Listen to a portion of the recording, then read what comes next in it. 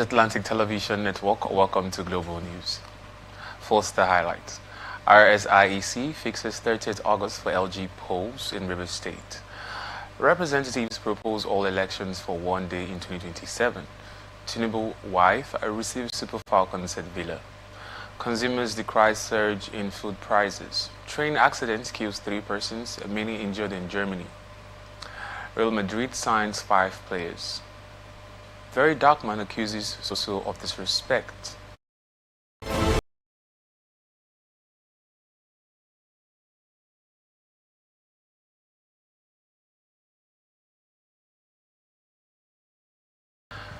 Chairman of the Rivers State Independent Electoral Commission, Dr. Michael Ekpai Odey, has declared 30th of August 2025 as the new day local government election in Rivers State.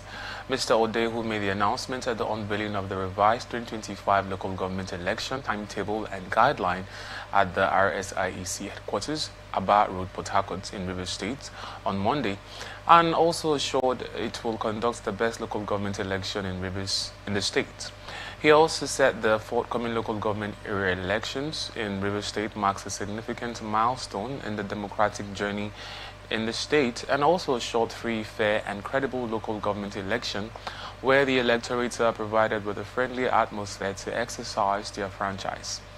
The RSIEC boss therefore called on Rivers people to cooperate with the Commission to ensure a hitch-free election on August 30th, 2025 in Rivers State. Akwa Ibom State Government has approved recruitment of 3,000 qualified professionals into its mainstream civil service as a strategic move to strengthen public service delivery and youth empowerment across the state. Governor Umo Eno approved the recruitment exercise, which cuts across a wide range of disciplines and cadres, including education, healthcare, engineering, law, agriculture, science, and administration. A statement released on Monday by the Commissioner for Science and Digital Economy, Frank Ekpeyong, said the recruitment process will be conducted exclusively through the state's Arise Youth Employment Portal and described the initiatives as part of the government's commitment to transparency and job creation through the Arise agenda. The ministry clarified that candidates must apply for only the vacancy that aligns with their qualifications and that a valid email address will serve as the sole channel of communication throughout the process. Once applications close, shortlisted candidates will be notified through the portal and required to accept the shortlisting online, adding that some roles may require an aptitude test for which clear instructions and dates will be provided via the portal. The statement also said candidates will be expected to present their printed invitation slip, original certificates, and writing materials on the day of the test or interview, while successful applicants will receive final notifications through the portal and be directed to report to the appropriate departments for documentation. Young also confirmed that various departments are finalizing documentation for their specific vacancies and that listings are expected to go live on or before July 31, 2025. Anambra State Police Command has taken delivery of a new armored personnel carrier APC to tackle criminals in the state. The armored vehicle was delivered to the command by the force headquarters on the instruction of the Inspector General of Police, Mr. Kayode Egbetukun. The Commissioner of Police in Anambra State, TP Ikioyu Orutugu, who received the heavy-duty military equipment, expressed happiness about the gesture, saying it would help the command to tackle criminals in the state. A statement by the State Police Command spokesperson, SP Tochukwu Ikenga, said the CP expresses deep appreciation to the leadership of the Nigeria Police Force for the delivery of the equipment, adding that the critical asset will significantly enhance the command's operation, especially in tackling emerging security challenges and strengthening the ongoing efforts towards maintaining peace, law, and order across the state. The Commissioner of Police further acknowledged the continued support of the Inspector General of Police, IGP Kayode Adeolu Egbetukun, to the command and described him as an IGP whose proactive leadership continues to reflect in the improved logistics, welfare and morale of officers nationwide. Lagos State Government has directed the Lagos State Traffic Management Authority to ensure that 18 motorists arrested for driving against the traffic flow undergo a mandatory psychiatric evaluation. The spokesperson for the agency, Taufik Adebayo, who disclosed this known in a statement, said the directive is part of a multifaceted approach to restore road discipline, ensure public safety, and maintain order in Lagos roads, adding that the state government viewed the measure as a preventive and restorative step rather than a punitive one, aimed at rehabilitating errant drivers and deterring potential violators. He said as part of the prosecution, each offender will be required to undergo a comprehensive psychiatric evaluation to assess their cognitive fitness and behavioral disposition.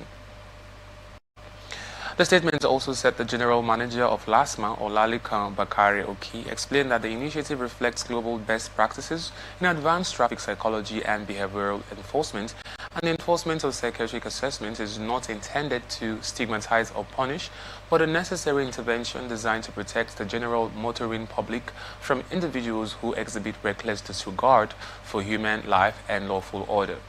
The statement also said despite ongoing public enlightenment campaigns and education efforts, a significant number of road users continue to disregard traffic laws, contributing to fatal collisions, congestion, and infrastructural degradation, adding that the agency is resolute in its commitment to end the menace and ensure that traffic laws are respected, while the deployment of psychiatric testing serves as both a corrective instrument and a deterrent to those who may be tempted to emulate such hazardous behavior. Lagos State Government has called on the medical guard to suspend its planned 3-day warning strike, assuring doctors that the concerns they have raised are receiving urgent attention.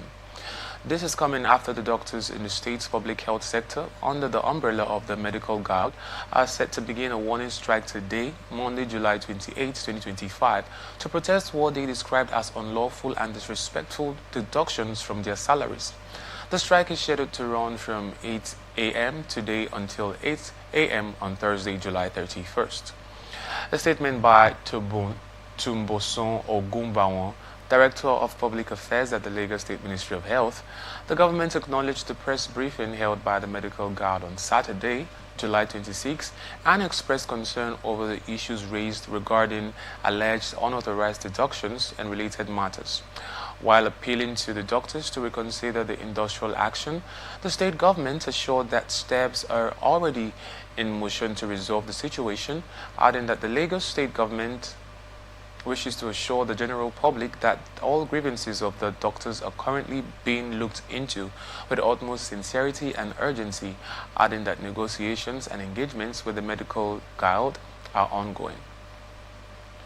According to the ministry, this is the first time in recent years that such a development has occurred within the state's health sector, and also reiterated that the administration's commitment to the welfare and motivation of all health professionals. The government also said a conciliation committee made up of representatives of both parties had already been constituted, and the committee has held meetings and is reviewing documents submitted by the medical guard in line with established policies and fiscal guidelines. Lagos State Governor Babajide Sanwo-Olu has charged the new local government chairman and vice chairman on the importance of grassroots development. The governor, who disclosed this during the swearing-in of the newly elected chairman and vice chairman of the 20 local government areas and 37 local council development areas of the state at Lagos House, Ikeja, council chairmen and councillors emerged following the July 12, 2025 local government elections held in the state. He said the people want better roads, safer streets, and functional healthcare facilities, as well as thriving primary schools, affordable markets, environmental sanitation, youth engagement, and community security. Speaking at the event, the Commissioner for Local Government, Chieftaincy Affairs and Rural Development, Bolaji Roberts, congratulated the council chairman on their emergence, adding that victories at the polls are a testament to their grassroots appeal and the confidence the people have reposed in them, stressing that the credibility of their emergence anchored on transparency and broad-based support and commitment to democracy at the grassroots. Members of the All Progressives Congress (APC) in Lagos have staged a protest at the House of Assembly complex demanding the immediate removal of the party's state chairman, Pastor Cornelius Ojelabi. The demonstrators were drawn from the 57 local council development areas (LCDAs) across the state, who converged at the assembly complex in Alausa, Ikeja, holding placards with messages like "Ojelabi must go," and "We demand new leadership." The protesters voiced dissatisfaction with the current leadership, calling for a shake-up in the state party structure ahead of upcoming political activities. At the scene of the protest was a heavy presence of police personnel at the assembly complex to ensure the protest remained peaceful and to prevent any escalation of violence or disruption of public order. As of the time of filing this report, neither the leadership of the State Assembly nor the APC State Executive had officially responded to the protest.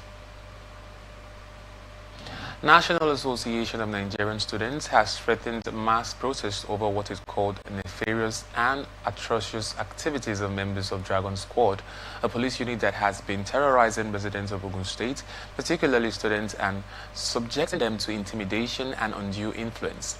A statement signed by the national president of NANS, Ladoja Olushola, on Monday in Abuja said the squad claimed it was established by the Office of the Assistant Inspector General of Police, Zone 2, or Nika, Lagos State, to harass and intimidate residents and students of Abeokuta on the pretext of going after Yahoo boys. Olushola said the squad, being led by one DSP, has its office in the Ladering estate in the state capital, where several innocent people were being detained, adding that the Zonal Intervention Squad, located in Obada Oko area of the state, has continued to lead his team to terrorize, extort, detain, and raid the homes of residents illegally. The NANS national president further said the squad, apart from arresting and detaining Ogun residents, who are mainly youths and students, has been acting as security backing to suspected land grabbers who invaded part of Ita, Oshin, and Oke-Ata communities in Abeokuta to unleash mayhem and wreak havoc, adding that despite several complaints made by the residents to the office of the Commissioner of Police in Ogun State, the heinous activities of the Dragon Squad have continued unchecked, and called on the Inspector General of Police to urgently intervene and rein in the terrors of the DSP and his team. Olushola also said the senior police officer claimed that his squad was sent by the AIG in charge of the Zone 2, Onika, to Ogun, while the Commissioner of Police in the state cannot interfere with his operations, adding that the excesses of the police squad have spread fear in the hearts of Ogun residents, particularly students and their parents, who had either been detained or forced to cough up an exorbitant sum of money. Olushola observed that the Gestapo style of operations of the squad is gradually bringing back the inglorious era of SARS brutality and inhumane treatments meted out on to the people, and called to the IGP to order the AIG in charge of Zone 2 in Lagos to disband the Dragon Squad in Ogun State. Abductors of the 6 Nigerian law school students are demanding a ransom of 20 million naira for each victim. The students were reportedly kidnapped in Benue State by suspected gunmen while traveling from Onitsha, Anambra State, to the Yola campus of the Nigerian Law School in Adamawa State on Saturday. This is coming after the students were on their way to resume academic activities at the Yola campus of the Nigerian Law School, scheduled to reopen on Monday, today, following their course extension break. A fellow law student at the Yola campus, Damilari Adenola, confirmed the incident, saying 6 students of the Nigerian Law School have been kidnapped by suspected bandits while traveling to resume school after their course extension break. He also said some missing students have been identified as Reverend Ernest Okafor, Obunka Fabian, Nwam Philip, Okechukwu Obadiego, Obalem Emmanuel, and Obiora David, adding that the abduction took place along the route between Wukari in Taraba State and a part of Benue State, an area known for insecurity and frequent attacks on travelers. A fresh update on the abduction of the 6 Nigerian law school students has revealed that the kidnappers are demanding a 20 million naira ransom for each victim. When contacted on Sunday, the spokesperson for the Adamawa State Police Command, Yahaya Suleiman, confirmed that the command is aware of the abduction, but clarified that the incident did not occur within Adamawa jurisdiction, and the command is collaborating with officers and men of the Benue State Police Command to ensure the students are rescued. Kogi State government is resolute in its quest for justice for the slain photojournalist Mr. Ayo Aipeku. A statement by the Kogi Commissioner for Information and Communications, Kingsley Fanwo in Lokoja, said government Obodo has directed security agencies to conduct a thorough investigation to unravel the incident surrounding Ayo's gruesome murder, adding that justice may not bring the dead back to life, but it will console the family of the deceased that their son did not die in vain. The statement also said the safety and security of the people remain a top priority of the administration,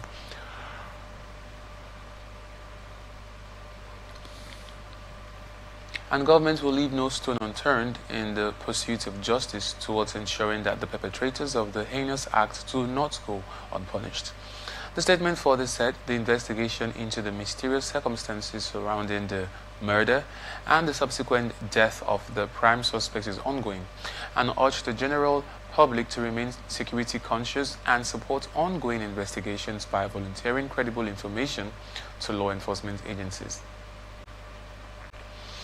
Troops of the Nigerian Army, in collaboration with operatives of Department of State Services and hybrid forces, have killed several terrorists during a gun duel in the Shiroro local government area of Niger State.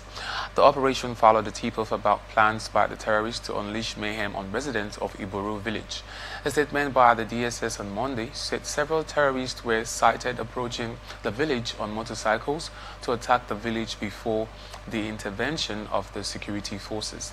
However, 2 members of the hybrid forces paid the supreme price, while 4 others who sustained gunshot wounds have been admitted and receiving treatment at a public hospital in the state capital.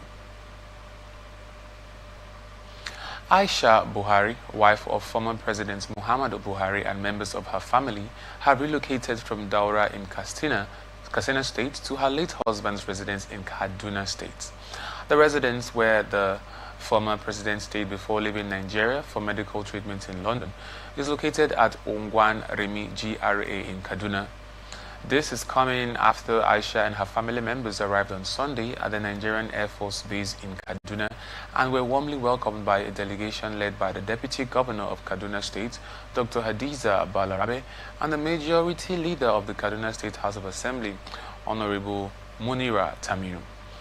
It would be recalled that in February 2025, Buhari moved to his Kaduna home after spending nearly 2 years in Daura, Katsina State, and was accompanied by Vice President Kashim Shettima, Borno State Governor Babagana Zulum, Kaduna State Governor Uba Sani, and other top officials.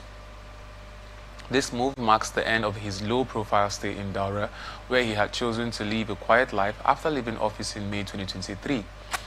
Following renewed waves of attacks across various communities in Plateau State by suspected Fulani militias, youth leaders have risen with one voice, demanding an immediate end to the often unprovoked attacks and killings of their people. In the last 3 months, well over 300 people, including young men, women, children, and the aged, have been slaughtered in various attacks, particularly in Riyom Bokos and Mango local government areas, which have become the epicenter of these attacks. Youth said some communities have been sacked, properties worth billions of naira destroyed, while over 50,000 people have been displaced, thereby becoming internally displaced persons in their states, adding that with the situation seemingly hopeless as the government and security agencies have not lived up to their responsibility of protecting the lives and properties of the citizens. They are now ready to take up the gauntlet and put a stop to the endless attacks and killings. Over the past weekend, some youth leaders in some of the affected communities and their resolve was in one unmistakable voice. And they all described as the senseless killing of their people, adding that last Friday, they buried 27 persons, including their fathers, mothers, brothers, sisters, and children who were killed by the Fulani militias in Jebu Bendin community of Riyom. local government area, and nothing has been done by the government and security agencies. Federal government has deployed 4 armored personnel carriers, APCs, to Kebbi State to enhance security operations and combat banditry. The vehicles were presented on Kebbi by the commanding officer of the 223 Light Tank Battalion, Zuru, Lieutenant Colonel M.S. Saleh, and the commanding officer of the 1 Battalion, Rear Benin Major A.P. Azubuin.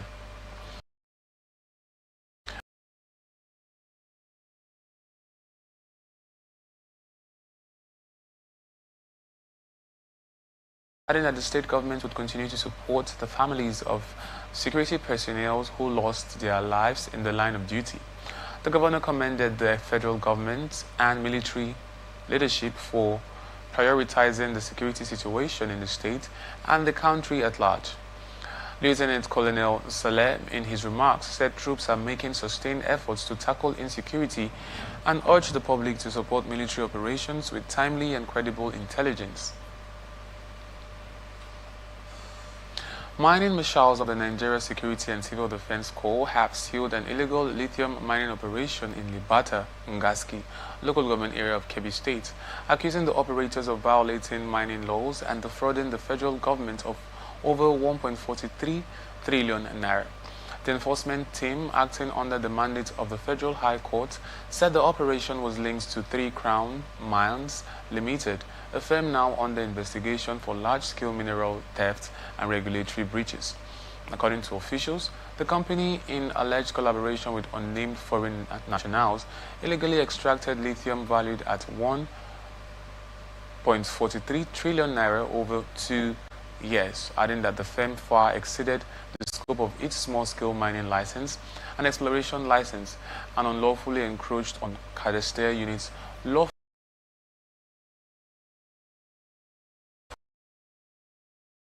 Paragraph 2 of the 2007 Minerals and Mining Act and Section 48 of the Nigerian Mining Regulations 2011, adding that the company's activities did not only deprive the government of critical revenue, but also undermined the legal framework protecting Nigeria's mineral resources, and the site was shut down following a coordinated inspection by security personnel, state mine officers, and company representatives.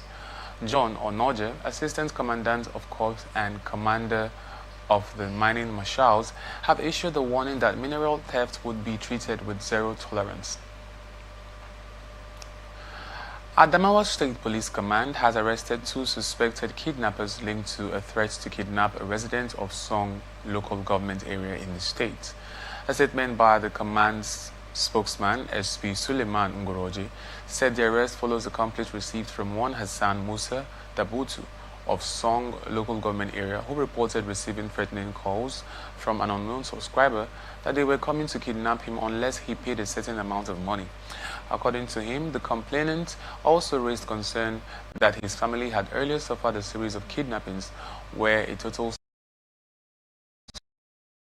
to secure the release of abducted family members, adding that the Commissioner of Police, Dakombo Morris, had directed operatives from the State Intelligence Department to begin an investigation into the threat allegations.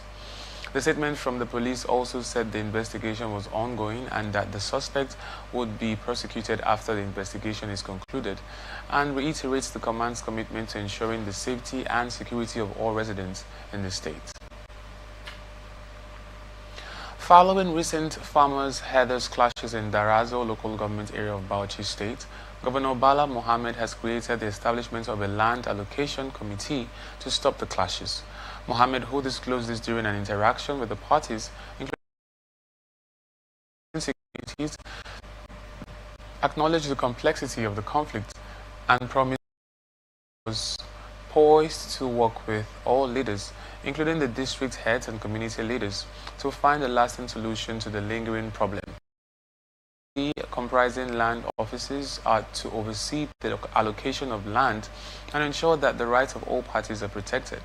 adding that the governor's intervention comes after a series of clashes between farmers and herders in communities of the Darazo local government area. Mohammed condemned the violence and called for calm and restraint from all parties, and also assured the residents that his administration will strengthen mediation efforts and adopt further measures to ensure peaceful coexistence, especially in the Darazo local government area. Mohammed vowed that the state would not shy away from taking action against anyone found culpable of harming peace in the state. Kano State Police Command has arrested 3 suspects in connection with a theft car stolen during a test drive at a dealer shop in the state. A statement by the spokesperson of the command, SP Abdullahi Haruna Kiyawa, the ringleader, identified as Shamsu Yusuf, popularly known as Cheetah, were apprehended following a coordinated tactical operation by operatives of the Special Intervention Squad, SIS, led by CSP Rabiu Gidado. The statement said the incident occurred on July 7 when a car dealer, Abdul Kader Abdul Rahman of Gadan Kaya Quarters, Kano, reported that Cheetah had approached Dangari Motors pretending to be a prospective buyer and snatched a gold-colored 2013 Toyota Corolla during a test drive. Following the reports, police tracked and arrested Yusuf along with 2 accomplices, 40-year-old Bashir Al-Dan of Shagari Quarters, Katsina, and 41-year-old Suleiman Montari of Tudun Matawale, Katsina. The stolen vehicle, which had already been sold in the Niger Republic, was also recovered. The Commissioner of Police, Ibrahim Adamu Bakori, called on car dealers to remain vigilant when dealing with buyers and also urged the public to report any suspicious activities to the appropriate authorities. Sokoto State Government has unveiled 30 new mass transit buses and launched a digital e-ticketing platform aimed at modernizing public transportation and enhancing accountability. The new additions brought to 70 the number of vehicles procured by the Ahmed Aliyu-led administration since taking office at the handover ceremony in Sokoto. The Deputy Governor, Idris Mohammed Gober, formally handed the keys of the buses to the State Commissioner for Transportation, Bala Kokani.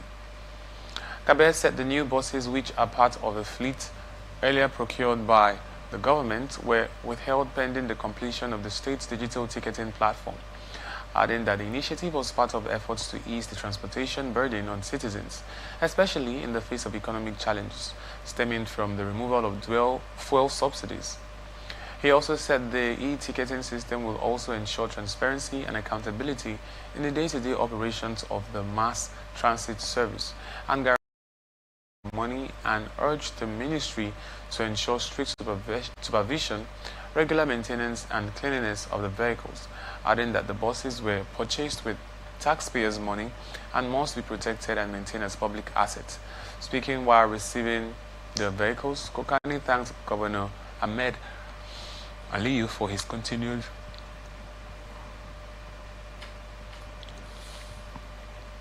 investment in the transport sector, describing the development as a milestone in the administration's efforts to modernize public mobility. He further said the launch of the e-ticketing system and the introduction of additional buses are expected to significantly reduce congestion, convenience, and contribute to a more efficient and transparent public transportation network in Sokoto State. Several fighters of the Islamic State of West Africa province, ISWAP, have been killed, and an ammunition dump in a series of airstrikes conducted by the Nigerian Air Force in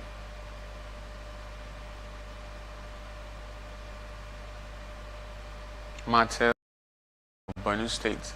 The precision strikes carried out by the air component of Operation Hadinkai on Sunday targeted terrorist enclaves in the Arena Waje General area, and in a post on Sunday by security analyst Darazola Makama via X said the operation followed credible intelligence and persistent surveillance, which confirmed a large gathering of ISWAP fighters in the area, 5 days after a deadly clash with a rival Boko Haram faction. The NAF aircrafts were scrambled to engage the identified locations in a series of well-coordinated bombardments, while the strikes executed with surgical precision, resulted in the total annihilation of several terrorist enclaves and logistics nodes within the target area, while one of the airstrikes also triggered a secondary explosion, confirming a direct hit on a major terrorist ammunition storage site. The Nigerian Air Force, working in synergy with surface forces and intelligence platforms, has vowed to sustain the momentum of degrade terrorist capabilities across the Lake Chad and Sambisa axis. 35 kidnapped victims from Banga village in Kaura, Namoda local government area of Zamfara state have been killed by bandits over their failure to pay a ransom. A resident of the village, Sani Suleiman, said the bandits abducted 53 people from the community and demanded 1 million naira per captive, and the 53 kidnapped victims had been in captivity for several months, with only 18 of them able to pay the ransom and were released. Suleiman further said Banga village was currently under the control of the bandits and appealed to the state government to intervene. When contacted, the special advisor to Governor Dauda Lawal on security matters, Ahmed Damanga, confirmed knowledge of the incidents but said he could not verify the number of those killed. Jigawa State Police Command says it has recovered a stolen motor vehicle and also arrested a suspected cable vandal and apprehended drug barons in separate operations in its combat crime across the state. A statement in Duse, the Jigawa State capital, the police public relations officer, Jigawa State Police Command, SP Shiisu Adam, said the stolen vehicle, a Kia Sorento, was recovered after a coordinated intelligence driving operation at the suspects fled the scene upon sensing police presence, adding that efforts were ongoing to apprehend them and bring them to justice. In another raid, the police arrested a suspected cable vandal and recovered vandalized items, including a motor vehicle and used for the illegal operation, adding that the arrest was made following credible intelligence received on July 15, 2025, while a preliminary investigation revealed that the undesirable elements were 5 and all were from Kano State. He highlighted that during the operation, Isamod was arrested and several exhibits were recovered from the suspects, including rubber solution, D5 tables, Exalt tablets, tramadol capsules, and dried leaves, suspected to be Indian hemp. Accordingly, the PPRO, the police are working to apprehend other fleeing suspects, while the arrested suspects would be charged in court upon completion of the investigation.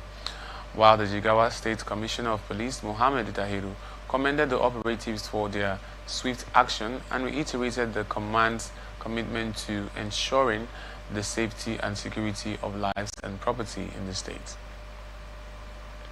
You're watching the Global News on Atlantic Television Network. We will be back after this break. Please stay with us.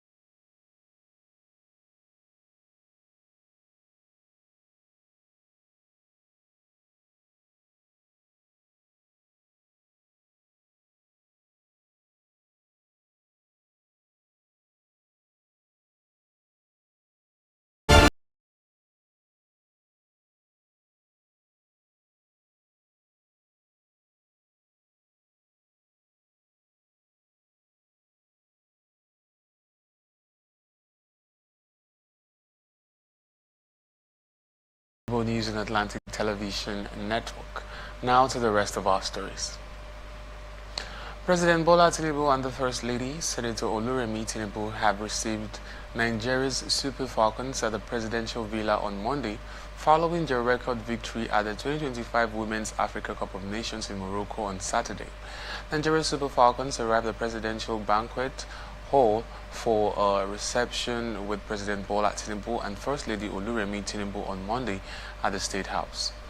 The coaster buses conveyed the players and coaching crew arrived at the forecourt of the Aso Rock.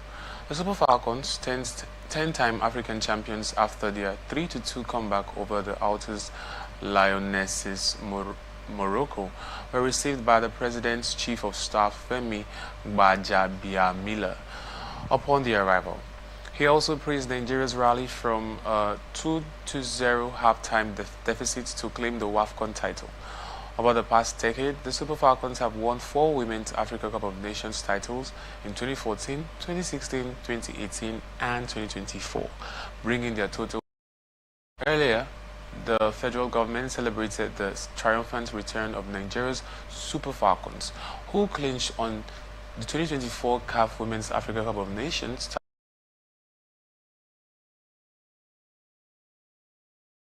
And national orientation, Mohammed Idris, the government described the victory as not just a sporting achievement, but a profound testament to the resilience, excellence, and indomitable Nigerian spirit embodied by the national team. The statement said the Super Falcons have unmatched skill, discipline, and unity, as well as inscribing Nigeria's name in gold on the continental stage and to make the entire nation proud. Idris also reaffirmed the Tinubu's administration commitment to sustain investment in sports, development, and athlete support, promising enhanced resources and platforms to enable Nigerian sportswomen and part of celebrations marking the team's return, the government announced a ceremonial procession for the Super Falcons in Abuja, starting from the city gates through Eagle Square and culminating at the Presidential Villa, where the champions were officially received. The victory marks Nigeria's 10th WAFCON title to further cement the Super Falcons' dominance in African women's football.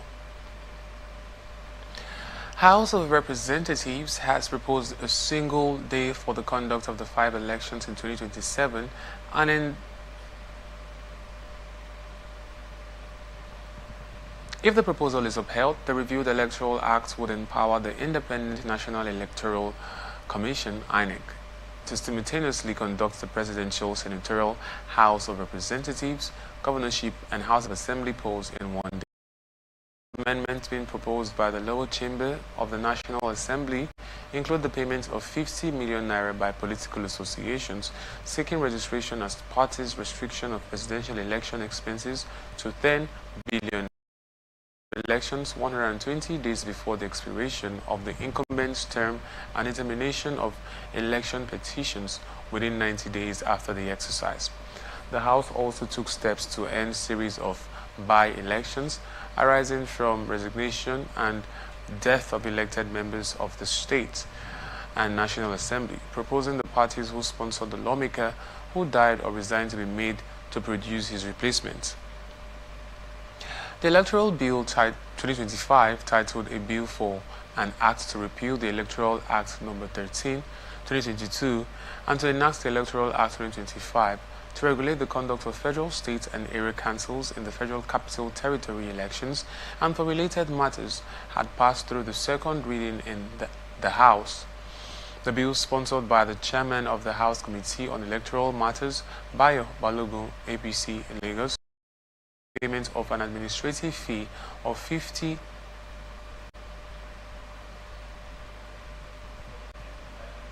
naira by political associations before the application is processed, adding that although the 202 Act provides that such associations would be required to pay an administrative fee, the amount is left to the discretion of INEC. Also, the proposed amendment seeks to restrict governorship to 3 billion naira, representing an increase of 1 billion naira in the 2022 Electoral Act, while the Senatorial House of Representatives, House of Assembly, councillorship election expenses are restricted to 500 million naira, 250 million naira, 30 million naira for state assembly and chairman, and 10 million naira respectively. According to the proposed review, no individual or other entity shall donate to a candidate more than 500 million naira.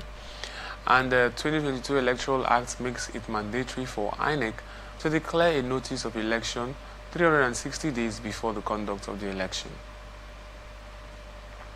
Stakeholders from the Northwest Zone have proposed the creation of 9 new states to promote development, enhance security, and ensure equity. The proposals were submitted during a 2-day public hearing in Kano over the weekend, chaired by the Deputy Senate President, Senator Barau Jibrin. The proposed states include Bayajida and Karadua from Katsina, Kainji from Kebbi and Niger, Tiga and Gari from Kano, Gaura and New Kaduna from Kaduna, and Hadeja from Jigawa. Dr. Ahmed Musa Ibedo, chairman of the Kainji State Movement, said the proposed states would include the Zuru Emirates, Kebbi, and Kontagora and Bogu Emirates, Niger, with a projected population of 2.2 million and landmass of 36 square kilometers. Barrister Mark Jacob, who spoke for the Guarara State, advocated for the area's mineral wealth, economic potential, as well as the support of key Kaduna stakeholders, while Karadua State advocate said the proposed state will comprise 11 local government areas and has the potential to boost agriculture, improve security, and bring governance closer to the people. Meanwhile, advocates for the creation of Tiga State proposed the new state comprising the entire Kano South Senatorial District and 1 additional local government from Kano Central, with Gwazo serving as the capital, adding that the Northwest Zone currently consists 7 states comprising of Kano, Kebbi, Sokoto, Zamfara, and Jigawa, adding that if demands for new states is actualized, the zone will become 16 states in total. Presidential candidate of the People's Democratic Party in the 2023 elections, Atiku Abubakar, a recent appointment as the United Nations Global Advocate for Peace.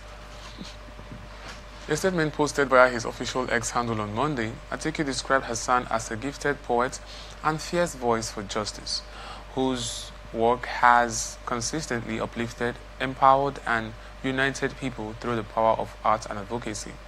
The former vice president also recalled the moment when the acclaimed poet captured his political journey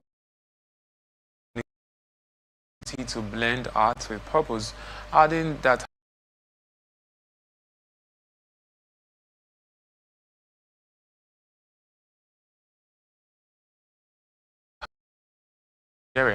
for every young African woman with a dream.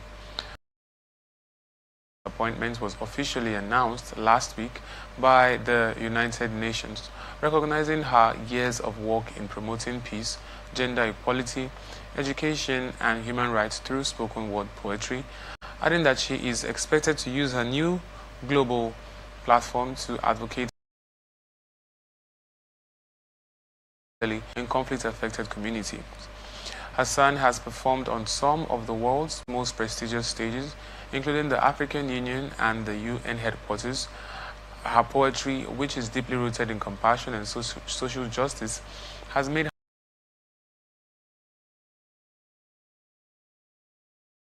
voice. Hassan, who hails from Borno State, has also collaborated with national and international organizations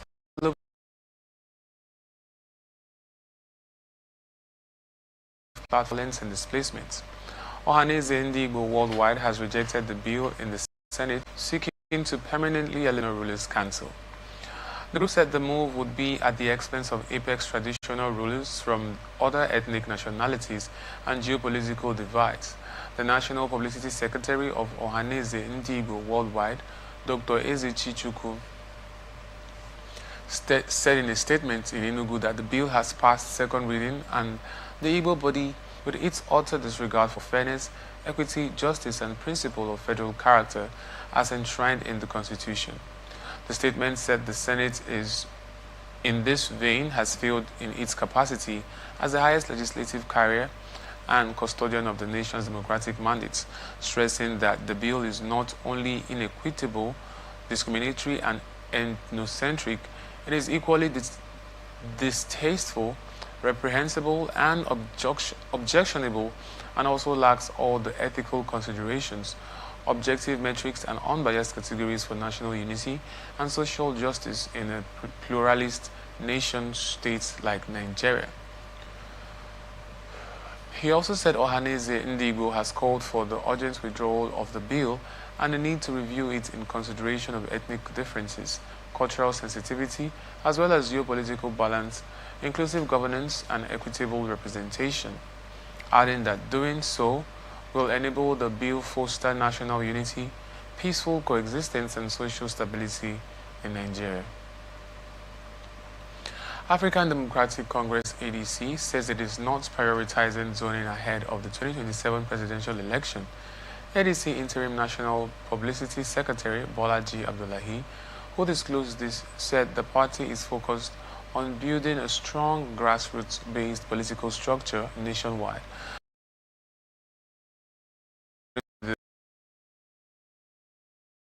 Based on merit and national interest over traditional zoning, adding that members are not fixated on the presidency as though it were the only prize worth winning.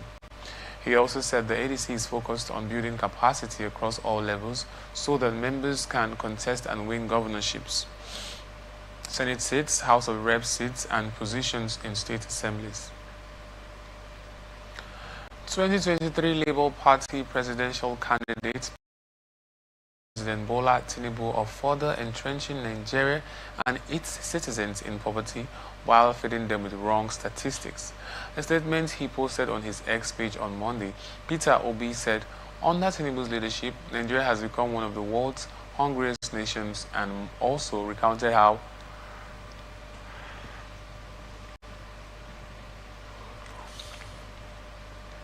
Tinubu, as a presidential candidate in the 2023 election campaign, chastised him for regularly using statistics. Obi, on the other hand, said that Tinubu, after taking power, is now circulating false figures regarding Nigeria's economic status in order to hide his failings as president, adding that 2 years into his 4-year tenure, Nigeria is classified as one of the hungriest nations in the world, with millions of Nigerians not knowing where their next meal will come from. According to him, President Tinubu is now overfeeding Nigerians with wrong statistics, from wrong unemployment figures, wrong inflation figures, and now GDP debasing, also puts a positive spin on the deteriorating economic and household conditions, stressing that governance requires sincerity of purpose, character, competence, capacity, and compassion for the people who voted him and other democratic leaders in power.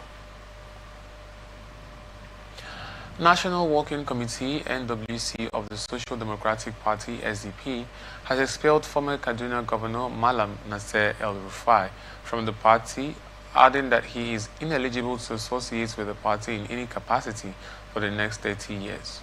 The party also accused El-Rufai of falsely parading himself as a party member, manipulating internal processes, and attempting to destabilize the party through unconstitutional actions and deceptive political maneuvers. According to a statement in Abuja by the National Publicity Secretary, Araba Rufus Ayeniba, SDP said the party's NWC reached the decision following thorough investigations into El-Rufai's controversial claims of membership and his alleged backdoor political activities after he falsely declared on social media that he had joined the party. The party also alleged that he further forged documents claiming membership and took photo opportunities with suspended party leaders to reinforce the falsehood, adding that El-Rufai's conduct was marked by gross indiscipline, misinformation, inducement, and manipulation, which allegedly fueled internal divisions and threatened the party's unity and ideological integrity.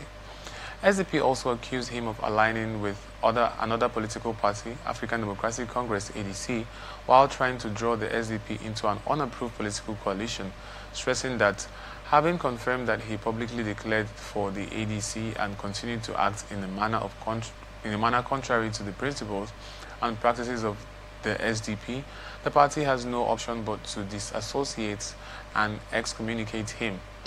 The SDP called on the Independent National Electoral Commission (INEC) and other relevant institutions to take note of El-Rufai's non-member status, warning that he is not authorized to act or speak on behalf of the party, and further reaffirming its commitment to internal democracy, national patriotism, and principled opposition, while the party urged all Nigerians aspiring to join its ranks to do so through lawful and transparent means. Federal government has launched a loan fund to support staff of tertiary institutions. The fund, known as the Tertiary Institution Staff Support Fund, is designed to enhance the welfare and professional development of academic and non-academic staff in universities, polytechnics, and colleges of education. Each academic and non-academic staff will be eligible to receive up to 10 million naira, capped at 33.3% of their gross annual salary, adding that eligible uses include transportation, medical support, and micro-enterprise ventures such as poultry farming. A statement by the Director of Press at the Federal Ministry of Education, Folashade Boriowo, said the initiative was unveiled during a high-level stakeholder engagement session held in Abuja. The Minister of Education, Dr. Tunji Alausa, was quoted as stating that the fund was part of the administration's broader effort to reposition tertiary education in the country, adding that the education workforce is supported to live well, grow professionally, and continue contributing meaningfully to institutional excellence. He also said the fund is a welfare-focused loan scheme that promotes financial stability, improves quality of life, and supports career advancement for staff across Nigeria's tertiary institutions, adding that the program will be implemented in partnership with the Bank of Industry, which will manage the disbursement process to ensure transparency, accountability, and effective delivery. The Minister of State for Education, Suwaiba Said Ahmad, was quoted as stating that the program was developed through excessive consultation with staff unions, institutional leaders, and other key stakeholders, adding that a robust monitoring and evaluation framework had been embedded to track progress and ensure the long-term success of the fund. Stakeholders at the launch included representatives from the Tertiary Education Fund, Bank of Industry, vice-chancellors, rectors, and provosts, who expressed strong support for the initiative and described it as timely and essential for boosting staff morale and improving performance across Nigeria's tertiary institutions.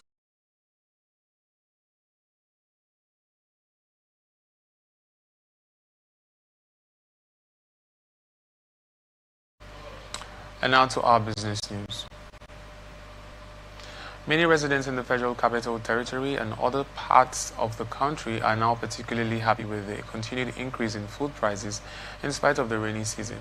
Some residents who spoke to newsmen said the prices of most staple foods had gone beyond the reach of ordinary citizens and are calling on the federal government's intervention to enable common Nigerians feed and meet their basic needs. Mrs. Duwese Atule Itelo is appealing to the government to support and infrastructure to farmers to reduce their cost of production, which in turn increases cost of food, while Mrs. Fiona Johnson, a nurse, also decried the high cost of food, saying she could no longer serve as almost all her income went into buying food for family. Mr. Peter Terungwa, a primary school teacher, said that he is finding it very difficult to cater for the needs of his family. The increase in cost of food is costing his pocket and affecting his savings.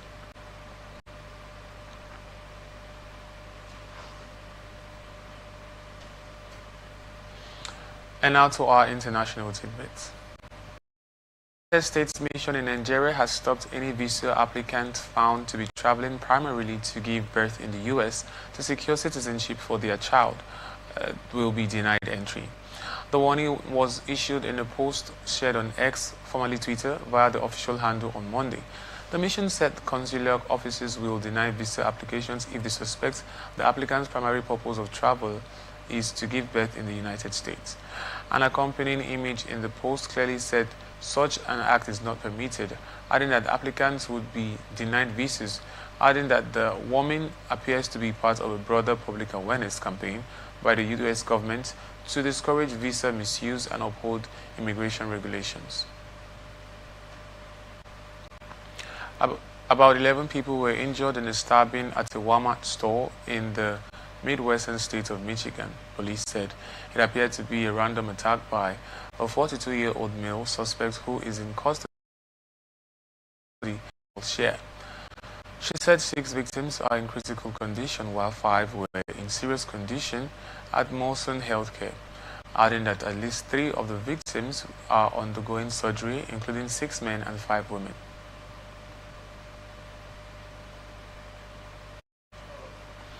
Police said regional passenger train derailed in a wooded area in southwestern Germany and 3 people were killed and several others injured. About 100 passengers were aboard the train when the accident occurred near the town of Riedlingen in Baden-Württemberg state, while police initially said 4 people had been killed before correcting the statement to 3 victims. Authorities declined to elaborate on the number of injured or how seriously hurt they were, though tabloid Bild cited emergency workers saying 50 persons were injured. German rail operator Deutsche Bahn confirmed several deaths and numerous injured, while authorities are currently investigating the circumstances of the accident. But the operator said traffic had been suspended over a 25-mile stretch out of the route.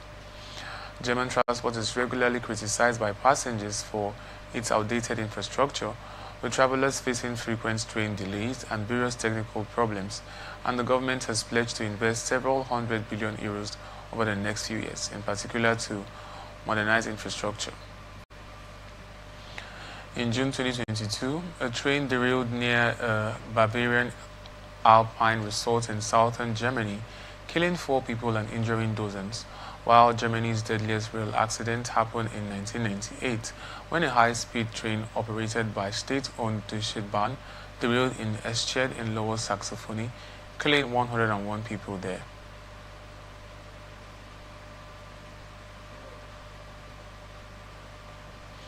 Names of the 5 most expensive signings in the history of Real Madrid have been revealed. The 2025 summer transfer window is currently ongoing, and Real Madrid have signed some players.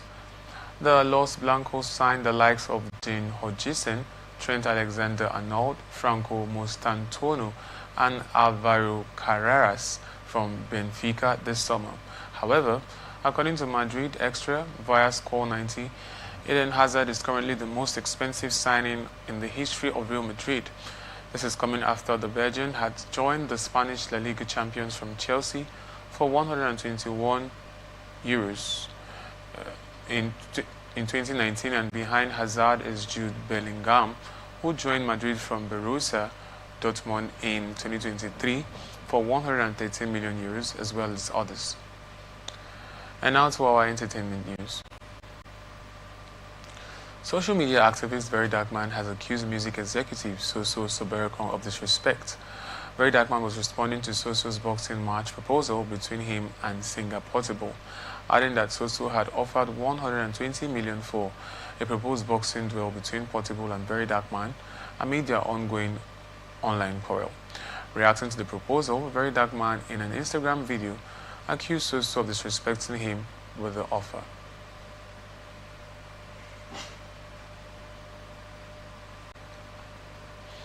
And that's the global news for tonight. Before we go, another look at the major stories. RSIEC fixes 30th August for LG polls in Rivers State. Reps propose all elections for one day in 2027. Tinubu wife receives Super Falcons at Villa. Consumers decry surge in food prices. Train accident kills 3 persons, many injured in Germany. Street signs 5 players. Very dark man accuses Soso of disrespect. I am Francis Neka. Thank you for watching. You can follow us on our social media platforms on X, formerly Twitter at Atlantic TV Net, Facebook and YouTube at Atlantic Television Network, on Instagram at Atlantic TV Net. Peace and unity are the pathways to progress. Thank you for watching.